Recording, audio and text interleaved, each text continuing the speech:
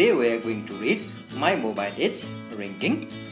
We are going to read this and we have to read it aloud. Look at the picture, read aloud and enact. चित्रे पहा, मोठ्याने वाचा आणि हावभावांसह सादर करा. पुन्हा एकदा सूचना वाचूया. Look at the pictures, read aloud and enact. आता हा संवाद किंवा हे जे चित्र आहे या चित्रासंदर्भात ती मुलगी काय म्हणते ते वाचतो. Oh no, my mobile is ringing. Where is it?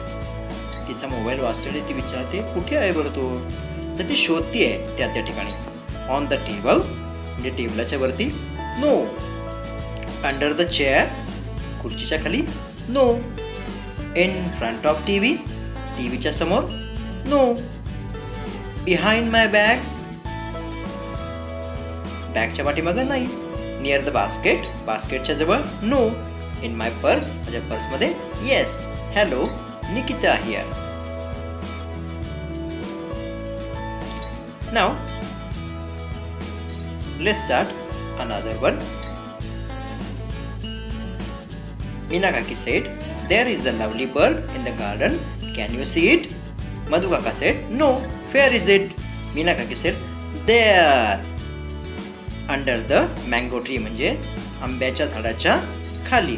तोच संवाद आहे परत. पक्षाची जागा बदलली आहे फक्त. Meena Kaki said, there is a lovely bird in the garden. Can you see it? No. Where is it? There. Where? On that branch त्या फांदीवरती. On म्हणजे च्या वरती. मधु काका said, oh yes, I can see it now. What a lovely bird. Now next, Meena Kaki said, there is a lovely bird in the garden. Can you see it? No. Where is it? There. आता इथे location बदललंय, ठिकाण बदललंय. कुठं बघा? Behind the bush म्हणजे झुडपाच्या पाठीमागं. Oh yes, I can see it now. What a lovely bird.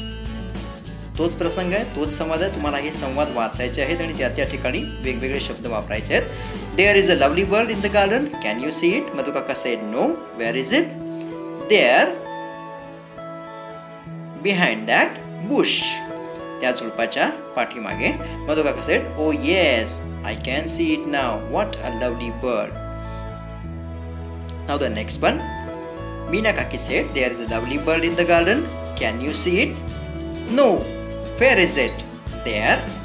आता इथं कुठे बघूया पक्षी. There in the coconut tree. नारळाच्या झाडाच्या आतमध्ये. Oh yes, I can see it now. What a lovely bird. तुम्हाला हा संवाद वाचायचा आहे आणि प्रत्येक वेळेस आपल्याला वेगवेगळं ठिकाण जिथं पक्षी दिसतोय चित्र आहे ते वापरायचं आहे. इथं कुठं दाखवलाय पक्षी बघूया. There near the stones दगडांच्या जवळ. नियर म्हणजे जवळ. Oh yes, I can see it now. What a lovely bird. तोच संवाद आहे वारंवार. फक्त पक्षी ज्या ठिकाणी आहे त्या पक्षाची जागा बदललेली आहे.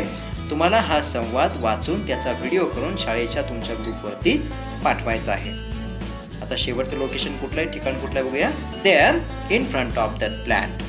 झाडाच्या समोर. In front of म्हणजे च्या समोर. थँक्यू.